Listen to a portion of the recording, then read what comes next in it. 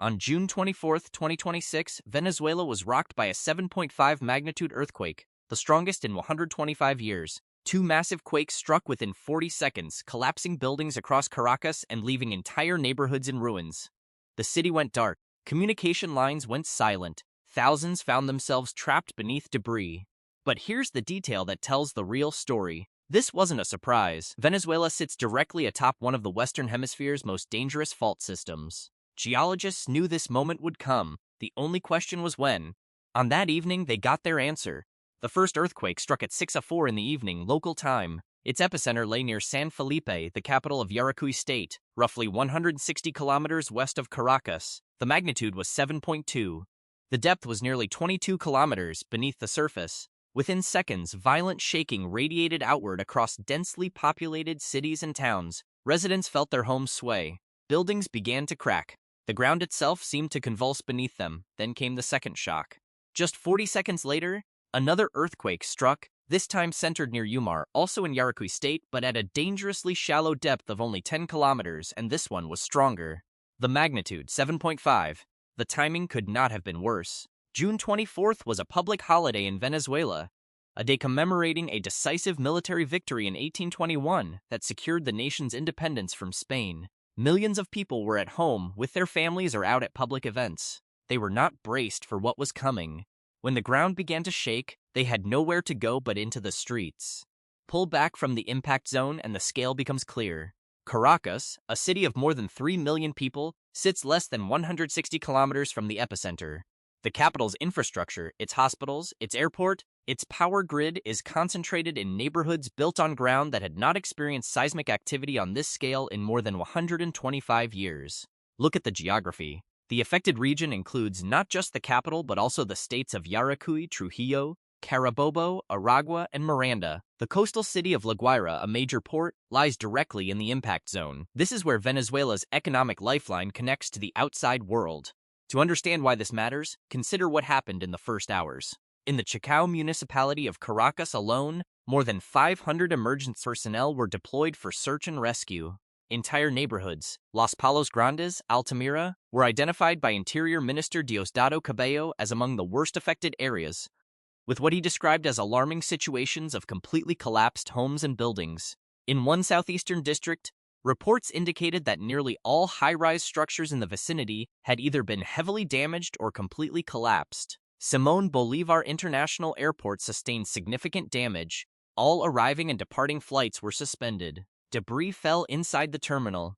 Video footage showed passengers scrambling for safety as the building shook around them. The main connection between Venezuela and the international community had been severed. Gas supplies were shut off across multiple districts as a precaution. Electrical power disappeared from large sections of the capital. Cell phone signals went dark. Thousands of families, many with relatives abroad who had emigrated during years of economic crisis, were suddenly cut off from communication. They could not reach out. No one could reach them. Geologically, what happened on June 24th was not random. It was the inevitable result of a tectonic system pushed past its limits. Venezuela lies at a boundary where two massive plates collide. The Caribbean plate is moving eastward. The South American plate resists. This oblique collision doesn't happen smoothly. It happens along a network of massive strike-slip faults that run the length of Venezuela's northern coast. The Banano Fault is the largest. This 300-kilometer-long system of right lateral faults marks the actual tectonic boundary between the two plates. The Banano Fault has a history of catastrophic earthquakes. Major events were recorded in 1610 and 1894. These were not small tremors. These were civilization-altering events. But there is more to the system. The Banano Fault is just one part of a triangular zone bounded by three major strike-slip systems. The Oca-Ancon Fault lies to the north. The Bocano-Santa Marta Fault system sits to the west. All three are moving simultaneously. All three are under pressure. The Caribbean plate moves eastward at a rate of about 20 millimeters per year relative to South America. That may sound slow, but over centuries and millennia, this pressure accumulates.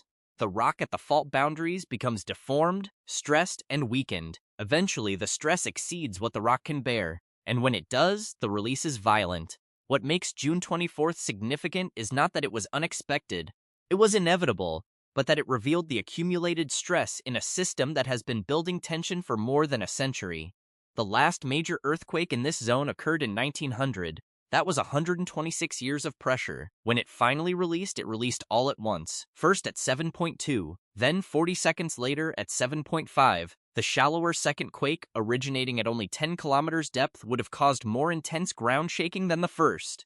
Buildings designed to withstand moderate seismic activity found themselves subjected to forces they were not engineered to handle. In Caracas, the experience was immediate and overwhelming. Residents described scenes of pure chaos. Buildings swayed violently from side to side, walls cracked and gave way. Dust columns rose above neighborhoods where restaurants and businesses were still busy from the holiday afternoon. People ran into the streets, many were barefoot. They clutched children and pets. They stared in disbelief as entire building facades crumbled before their eyes, exposing the interiors of apartments and offices to the open air. At hospital declinas in Caracas, staff were asked to double their night shifts to handle the influx of injured patients. Video footage from inside the hospital showed darkened corridors with ceiling panels hanging loose and plaster scattered across the floors. The hospital itself had been damaged.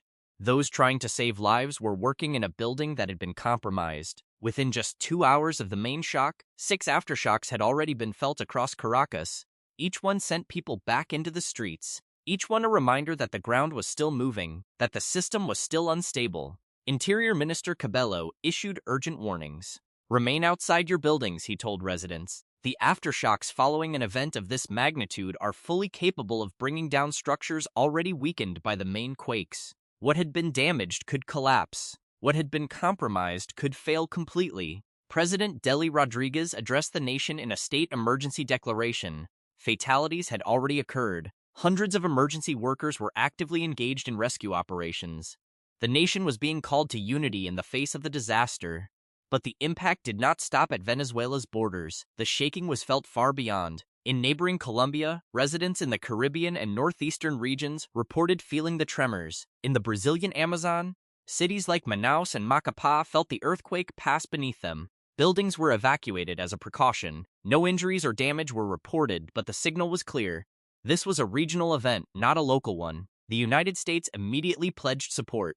Search and rescue teams, medical personnel, and humanitarian supplies were announced for deployment in the critical first hours and days following the disaster. The U.S. Embassy in Caracas confirmed that all its staff had been accounted for and urged American citizens in the country to seek secure shelter and stay away from damaged structures.